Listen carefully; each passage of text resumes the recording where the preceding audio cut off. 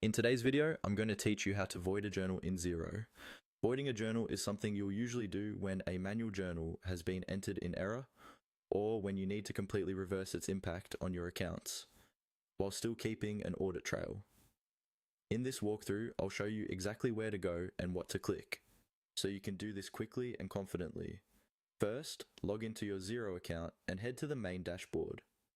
From here, look at the top navigation bar and find the accounting menu.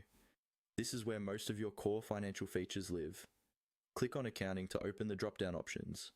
If you're managing multiple tasks in Xero, it's a good habit to always start from this menu because it helps you stay oriented and makes it easier to find the right area.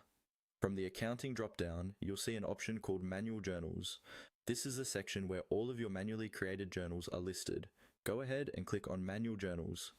Xero will now take you to a page that shows a list of journals, typically with columns like date, description, reference, and status.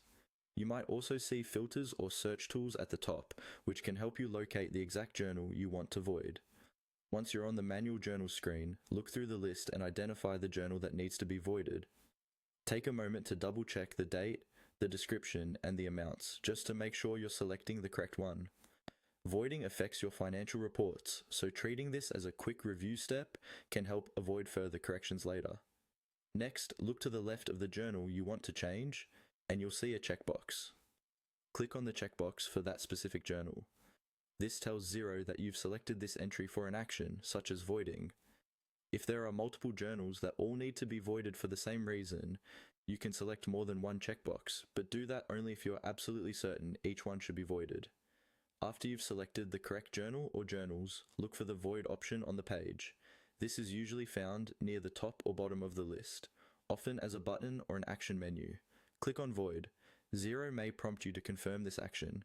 When you confirm, the journal will be voided, meaning it will no longer affect your balances, but the record of it will remain in your system for historical and audit purposes.